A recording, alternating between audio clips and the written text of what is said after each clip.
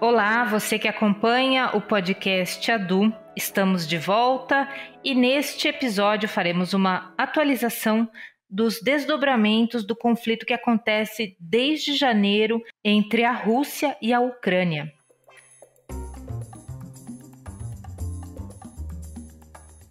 Este episódio é complementar ao 11º episódio publicado no dia 31 de março, que traz uma análise interessante sobre as raízes desse conflito.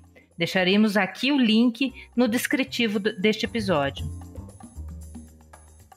E nós convidamos novamente para esse papo o doutorando Gustavo Oliveira. O Gustavo tem uma ficha corrida de trabalho meio longa, então eu vou ler aqui para vocês, tá? Que eu não consegui decorar.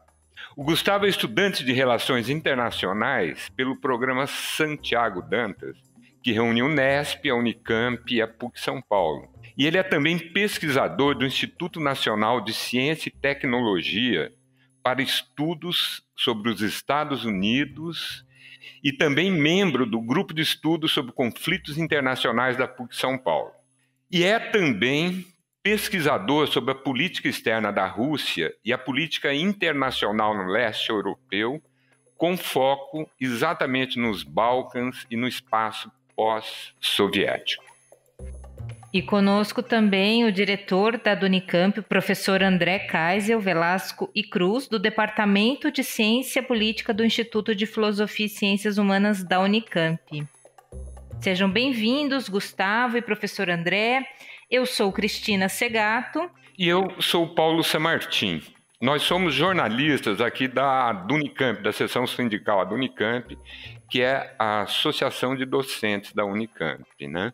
E você está ouvindo o podcast ADU.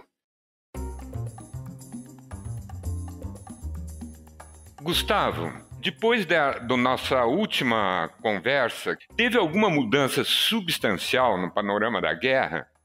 Olá, Cristina, São Martim, professor André. Prazer conversar com vocês aqui novamente no podcast.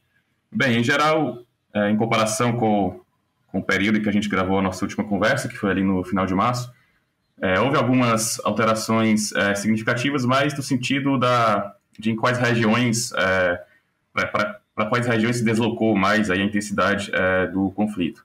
Nesse sentido, a mudança mais substancial é que as tropas russas que atuavam ali na região mais do norte, ali da Ucrânia, no entorno da capital, Kiev, também na região de Chernihiv, as forças russas abandonaram essas regiões, e isso coincidiu com um anúncio de que isso, inclusive, foi... a Rússia afirmou que foi até um ato estrategicamente calculado, no sentido de que era uma operação voltada exatamente para desviar a atenção de forças ucranianas em relação ao leste, né? Mas, enfim, isso é algo que alguns analistas militares apontam que pode ter sido isso mesmo. Há uma certa lógica nessa argumentação, mas também é uma questão discutível. Eu acho que, com certeza, quanto a isso, teria que se fundamentar em alguns documentos, para ter mais certeza de qual seria o planejamento estratégico russo.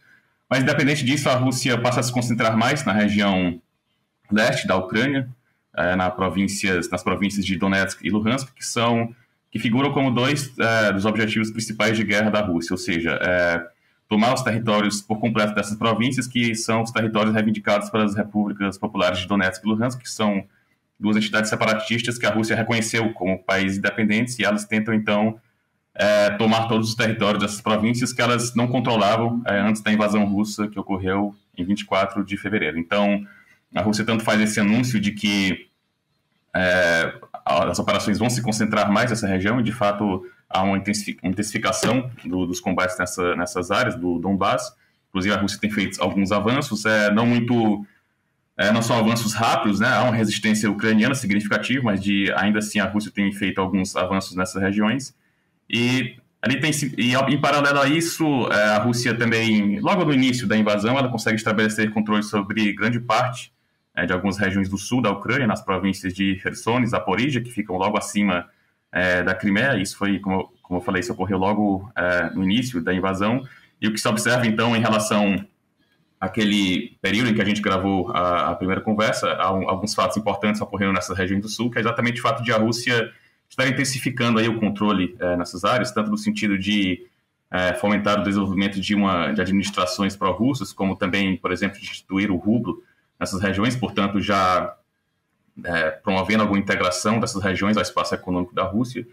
E isso tudo tem ocorrido em paralelo a declarações cada vez mais frequentes de que essas regiões, algumas indicações têm sido feitas, tanto por essas lideranças locais que são apoiadas pela Rússia, como também por algumas próprias indicações vindas de oficiais russos de que essas regiões elas podem ser incorporadas ao território russo. Antes se falava também na possibilidade de elas declararem a independência, que seguiria o modelo das repúblicas de Donetsk e Luhansk, mas as indicações que têm havido desde então, portanto ali desde o final de março, é de que essas regiões podem, na verdade, ser incorporadas ao território russo. Então, em relação à nossa última conversa, eu acredito que os dois principais fatos são exatamente esses. Há uma maior intensificação dos combates na região do Donbás, no leste da Ucrânia. Há também combates na região de Kharkiv, por exemplo, que é a vizinha ali do Donbás. Mas os objetivos principais russos são ali na região do Donbás, e há uma intensificação ali, ao mesmo tempo que a Rússia abandona o entorno de Kiev, a região de Chernihiv também. E, em paralelo a isso, a questão do sul, onde os sinais são cada vez mais fortes de que a Rússia está consolidando o controle e pode aí optar pela incorporação desses territórios ao próprio território da Rússia. Viu, Gustavo?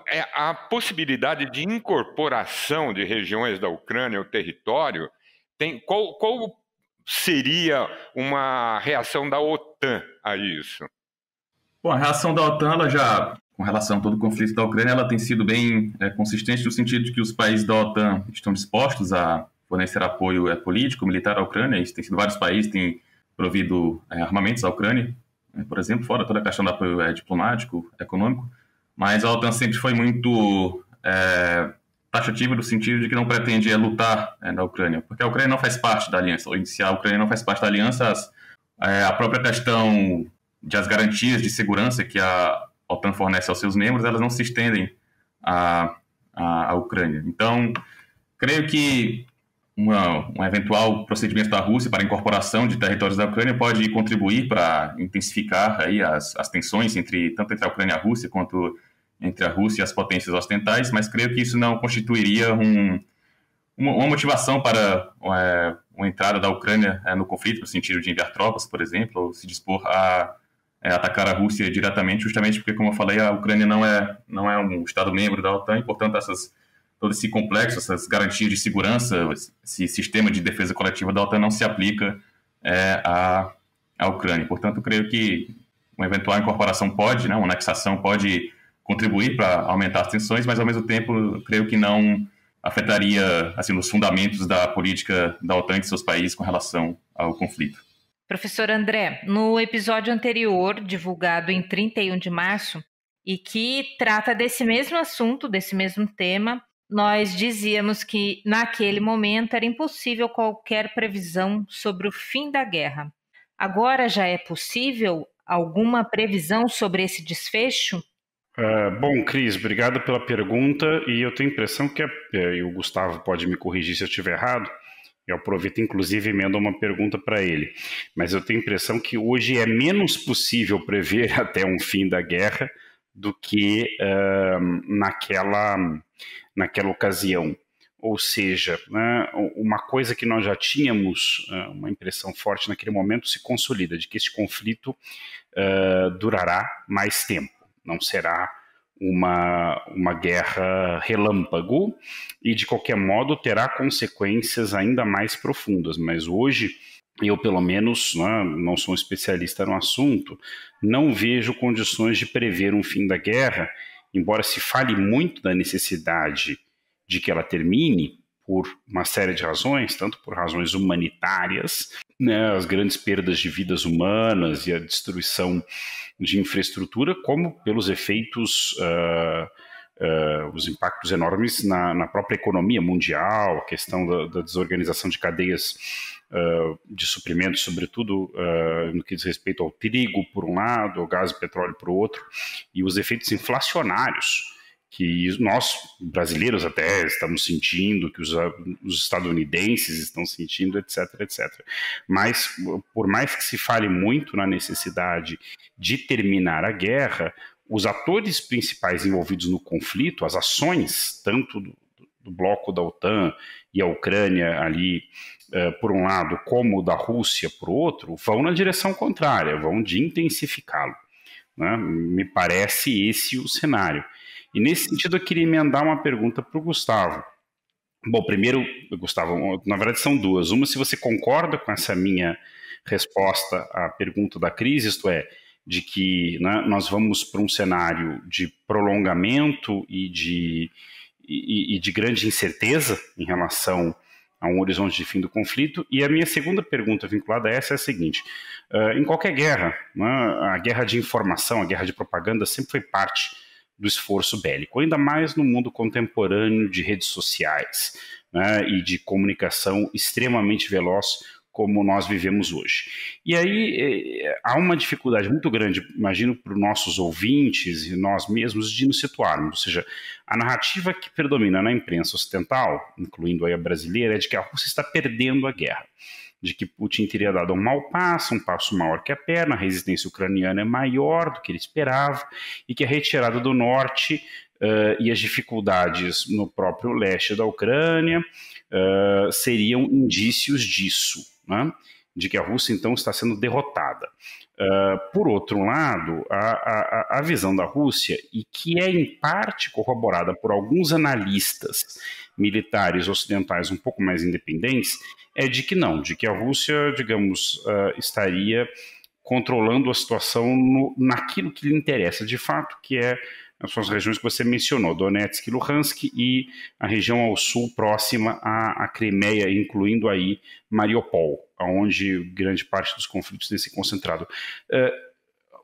Qual dos lados tem, na sua opinião, razão em alguma medida, né, sabendo de antemão que a guerra de narrativas e de propaganda se dá de ambos os lados?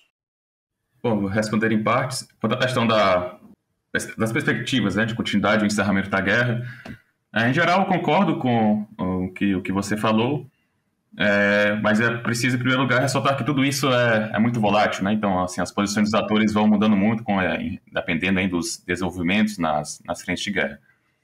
E eu considero que tem havido aí uma série de sinais ambíguos nesse sentido. De um lado, nós vemos a continuidade do apoio ocidental à Ucrânia, no sentido de armamentos, por exemplo. Então, recentemente, os Estados Unidos aprovam um grande pacote de auxílio militar, por exemplo, e ali mais para o final de abril, os oficiais americanos estavam falando de uma maneira até mais assertiva, no sentido de que essa guerra ela deveria ser aproveitada para enfraquecer, né, a Rússia, assim, numa perspectiva mais ampla, enfraquecer a Rússia como um país, não só no sentido de uma resolução da guerra. Então há esses elementos que apontam aí para uma certa vontade de intensificação. E a própria Ucrânia também tem sinalizado mais recentemente, bem nítido no discurso oficial da Ucrânia, um discurso mais confiante, no sentido de que eles consideram que é possível reverter as perdas, e isso eu acredito que tem muito a ver com o fato de haver essa perspectiva de aumento do apoio militar ocidental, que alguns analistas militares têm afirmado que dentro de mais ou menos um mês e meio, as forças ucranianas já estariam aí já estariam de posse desses novos armamentos ocidentais, que inclui também elementos de artilharia, que é a área onde a Rússia tem maior vantagem. Então tem toda essa questão, e que seria uma questão de tempo até as forças ucranianas dominarem o uso desses equipamentos militares, e isso acredita-se que pode nivelar mais aí o jogo entre a Ucrânia e a Rússia. Então, de um lado, temos esses sinais de a Ucrânia ter mais confiança de que, na medida em que ela receber mais apoio militar ocidental, ela ter condições de reverter essas perdas e impor mais perdas à Rússia, e isso tem tido, evidentemente, um apoio ocidental. Mas nos últimos dias, agora já em maio, houve alguns sinais de uma certa moderação vinda aí das próprias potências ocidentais. Recentemente, a Itália, por exemplo, ela apresentou um plano de negociações que é basicamente um plano que replica os pontos principais que vinham sendo negociados entre Rússia e Ucrânia, que é a primeira questão da discussão sobre a neutralidade da Ucrânia, ou seja, a Ucrânia é fora de blocos militares, isso diz respeito à OTAN, e ao mesmo tempo haveria aí algumas... em contrapartida à renúncia da Ucrânia à essa entrada na OTAN, haveria alguma disposição dos países ocidentais em dar garantias de segurança à Ucrânia. Haveria também uma discussão sobre algum procedimento para a entrada da Ucrânia na União Europeia. Haveria um cessar-fogo também, e a questão de dos dois lados, Ucrânia e Rússia, procederem a negociações com relação aos territórios da Crimeia e do Donbás, a definição final desses estados. E aí, claro que isso reflete também, nessa proposta italiana, uma postura ocidental de apoio à Ucrânia, no sentido de que esses territórios deveriam ser retornados aí à soberania da Ucrânia. Então, houve essas iniciativas, houve também algo importante recentemente, que foram contatos entre altos oficiais dos Estados Unidos e da Rússia, que há muito tempo não ocorria. Então, os ministros de defesa dos dois países, eles tiveram um contato telefônico e que foram discutidas essas questões do conflito na Ucrânia. Posteriormente, os chefes de Estado-Maior também tiveram aí alguns contatos. Então, há algumas sinalizações de que, apesar de tudo, apesar de toda essa intensificação da questão do conflito de maneira geral, há também, em paralelo, alguns sinais de que há uma disposição dos lados envolvidos em ter uma negociação, né, de dar mais espaço para a diplomacia, para a resolução desse conflito. Então, mas no final das contas, creio que isso, assim, como eu falei, é sempre necessário lembrar que tudo é muito volátil, então fazer previsões é impossível, né? Então, mas creio que, levando em conta esses fatores, deve haver ainda uma continuidade desse conflito, até porque a Rússia, por exemplo, investiu muito, né? Foi uma operação muito ousada, e a Rússia ainda não atingiu seus objetivos principais, por exemplo, no sentido de controlar todo o território do Donbás, né? No caso das províncias de Donetsk e Luhansk. E a Ucrânia, por sua vez, ela tem dito, mesmo que algumas declarações também ambíguas da Ucrânia, alguns oficiais dizem que não, a Ucrânia está disposta a tomar todos os territórios, inclusive os que foram perdidos em 2014, ou seja, antes da invasão de 2022. Mas também outras declarações que a Ucrânia estaria disposta somente a tomar os territórios que foram perdidos até agora, dia 24 de fevereiro, que é quando a Rússia invade.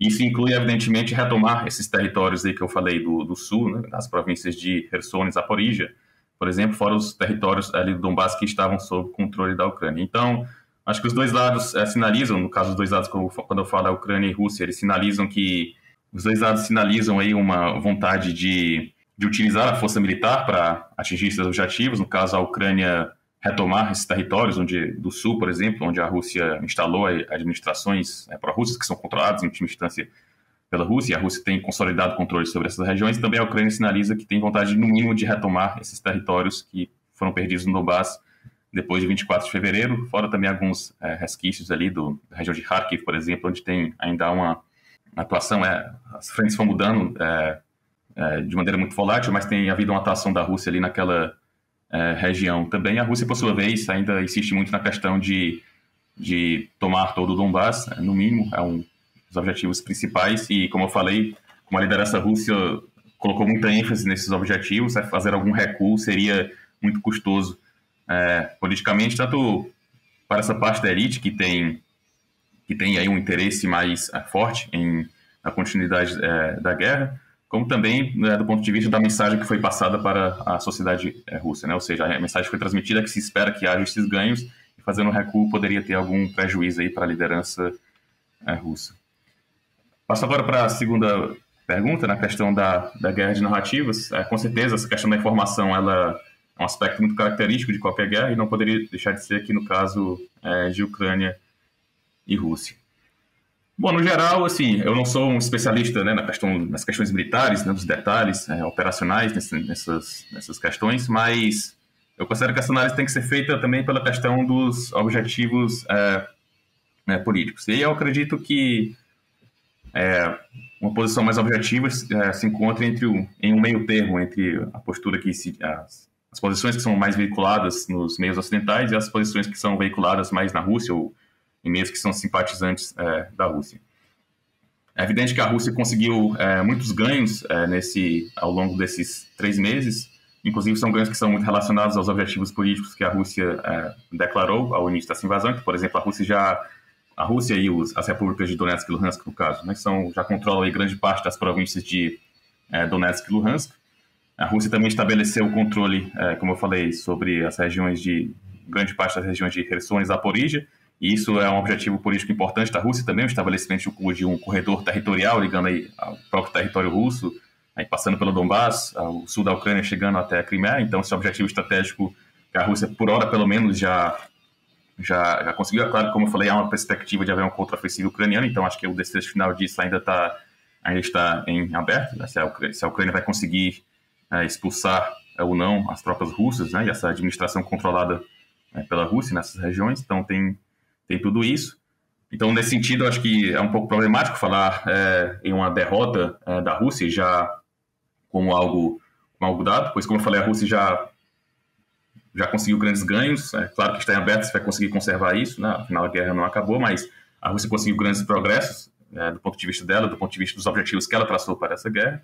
Por outro lado, temos que lembrar que quando a Rússia ela entra ali quando ela invade ali no final de fevereiro, era muito forte naquele período uma retórica que falava de uma operação de mudança de regime, ou seja, de derrubada do governo Zelensky na Ucrânia, e a Ucrânia, as próprias tropas russas entraram ali nos arredores na região de Kiev, por exemplo, e tudo isso, apesar de haver essa argumentação russa de que toda essa operação ali naquela região norte foi no sentido de mais de distrair as forças ucranianas, né, para elas não deslocarem todos os esforços necessários para a região do leste, né, que seria a frente principal para a Rússia, portanto, enfraquecendo relativamente a Ucrânia.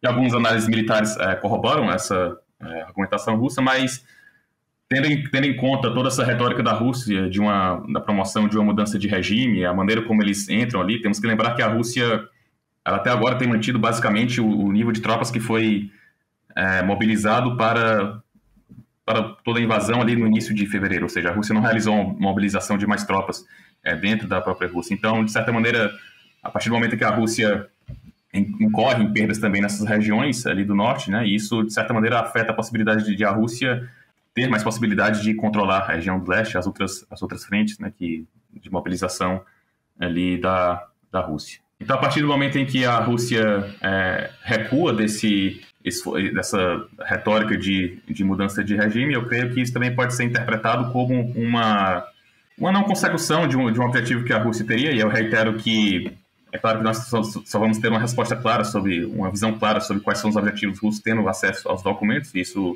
por hora não é disponível, mas os sinais que a Rússia dava é de que a operação no início ela tinha essa vontade de mudança de regime, e isso não foi atingido, né, esse objetivo da mudança de regime.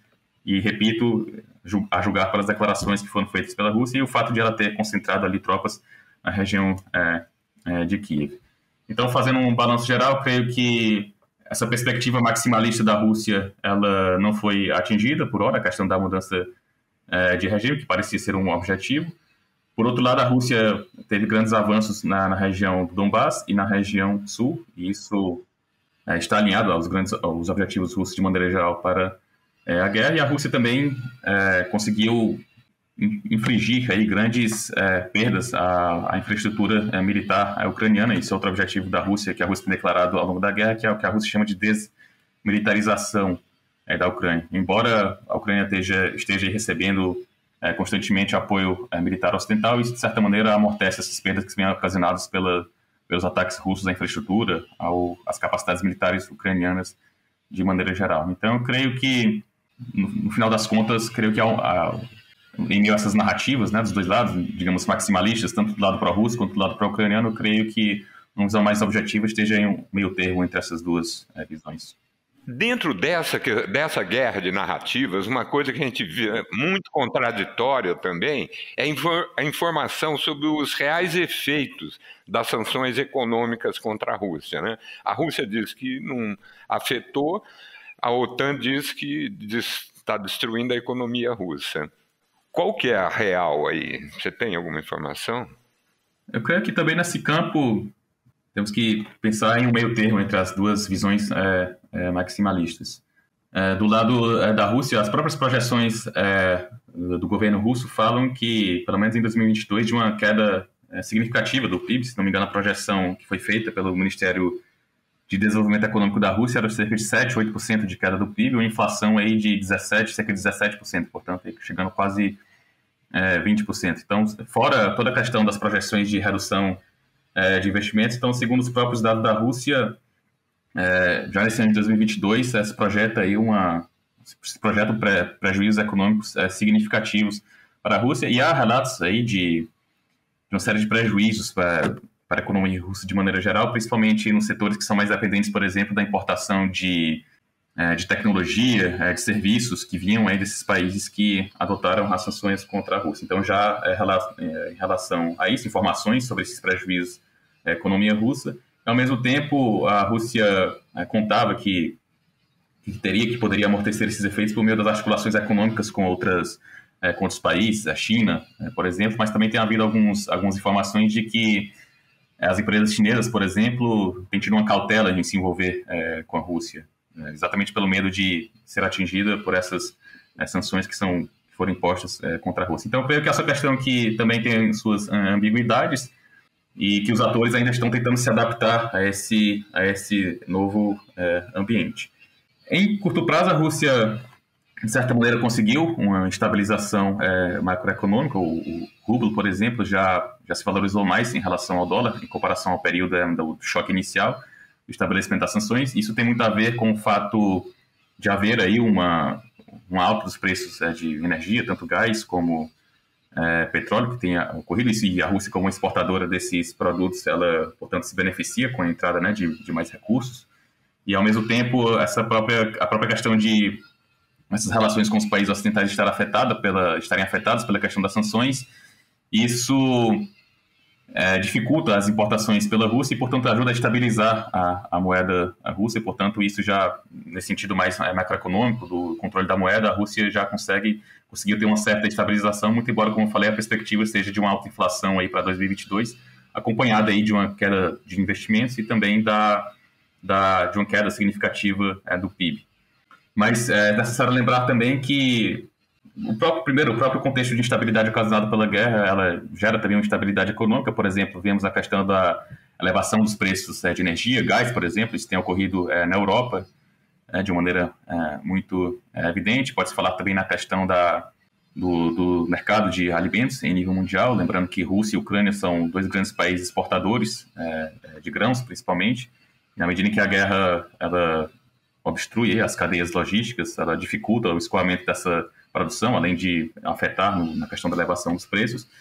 E isso tem ocasionado uma inflação em diversos países, e isso atinge também os próprios países que tentaram, por meio dessas sanções, justamente pressionar a Rússia. Por exemplo, já vemos aí os sinais de inflação crescente nos Estados Unidos, na Europa também, isso é visível, a questão da energia principalmente.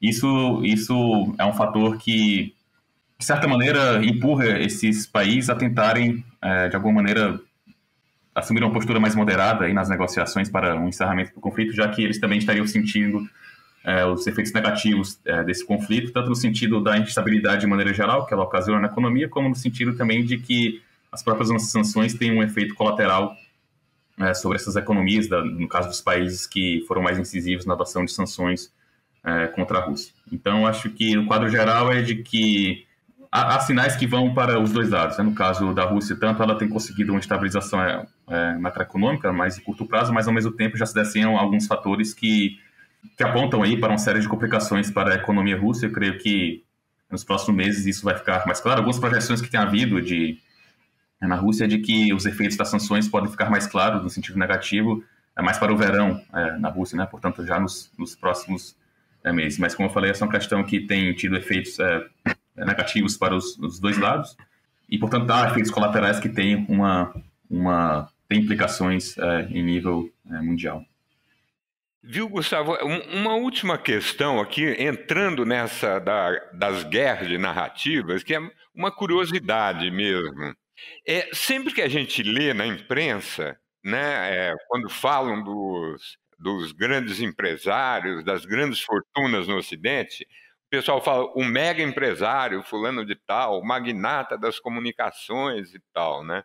E sempre que falam das mesmas fortunas russas, nos mesmos setores, falam o oligarca, né? Que parece que tem uma conotação meio pejorativa. Tem alguma razão para essa diferença de tratamento ou é guerra de narrativa só? Eu creio que faz parte da guerra de narrativas, mas eu creio que é importante lembrar também que esse próprio termo oligarcas, ele era usado lá na Rússia. Foi um termo que era usado ali pelos próprios russos para se referir a um outro contexto, que era o contexto ali dos anos 90, quando a transição do socialismo para o capitalismo e todo aquele processo de privatizações, reformas econômicas, ela beneficiou de maneira desproporcional alguns empresários, enfim, que tiveram acesso a informação privilegiada, alguns métodos de negócios aí mais, no mínimo, controversos, né, para usar um eufemismo, e, portanto, foram pessoas que acumularam muito poder econômico e traduziram esse poder econômico em poder político também. Por isso que, naquele contexto, fazia muito sentido falar dessa questão da oligarquia, né, ou seja, um grupo aí pequeno, uma fração muito pequena da sociedade que tinha aí uma influência política desproporcional, uma influência política muito grande, e era uma influência política alicerçada exatamente nesse poderio econômico que eles acumularam durante os anos 90.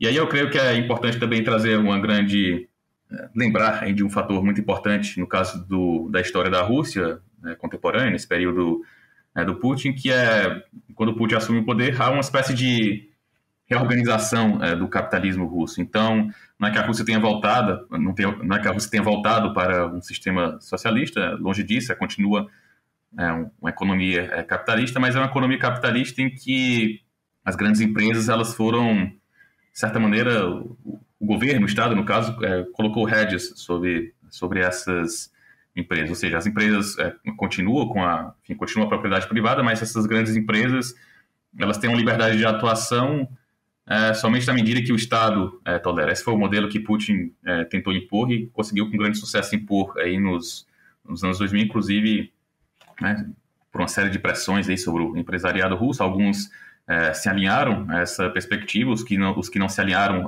foram punidos, alguns foram para o exílio, por exemplo, outros perderam seus ativos, mas no cômputo geral, Putin conseguiu com grande sucesso, analisando aí dessa perspectiva que foi posta pelo próprio Putin, no sentido de reorganizar esse capitalismo russo, no sentido de trazer mais esses grandes empresários aí para a órbita de influência do Estado. E à medida em que ocorre isso, perde um pouco do sentido de se falar em oligarquia, justamente porque essas pessoas, né, esses grandes empresários, eles perdem seu poder, eles perdem seu poder de influência aí na condução tanto da economia quanto da política da Rússia. Então, creio que essa nomenclatura da oligarquia, dos oligarcas, ela passa a ser um pouco mais problemática.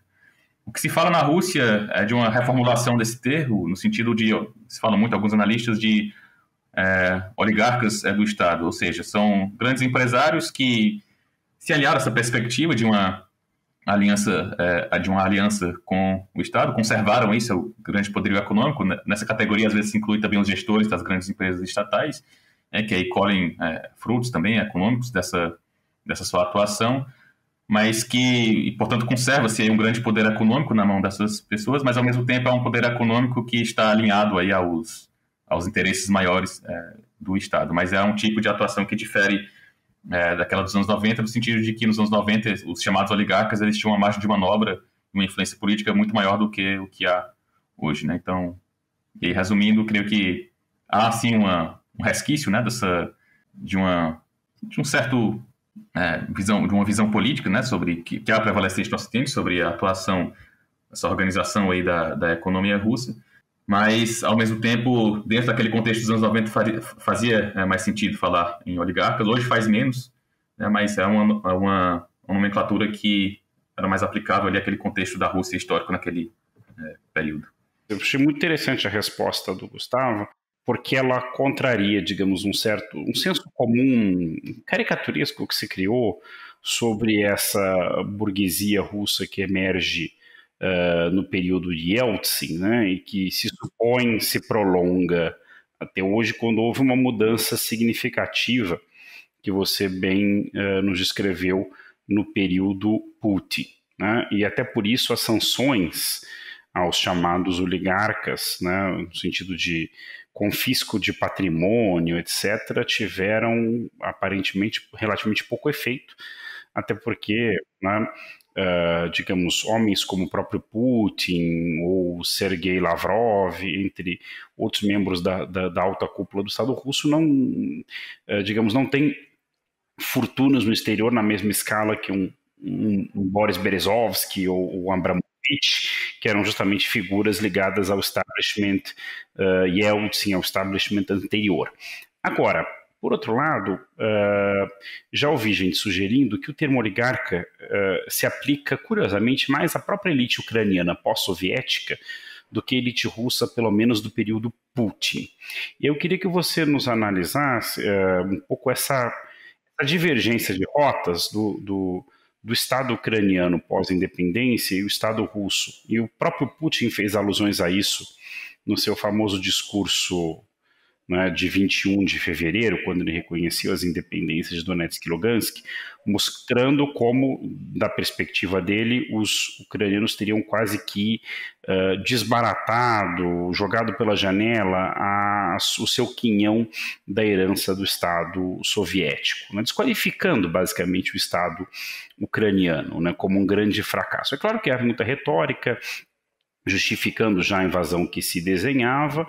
Agora, eu queria saber, de fato, podemos falar, né, numa debilidade maior do Estado ucraniano em comparação com o Estado russo? Em que medida isso reflete o fato de que, enquanto a Rússia, de certa maneira, herda a estrutura, inclusive territorial, não só do Estado soviético, mas do próprio Estado imperial pré-soviético, a Ucrânia é uma unidade política quase que inteiramente nova na história. Isso ajuda a entender essa maior debilidade da capacidade estatal ucraniana?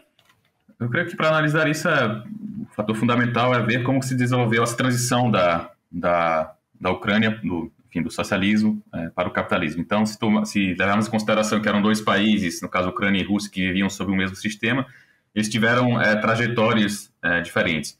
Foram trajetórias similares ali nos anos 90, no sentido de que houve essa transição para o capitalismo, que foi muito caótica, e nos dois países houve a questão desse processo de privatização, essa transição ter sido muito capturada por alguns atores que havia nos dois países, portanto, surge essa questão da oligarquia, tanto na Ucrânia quanto na Rússia.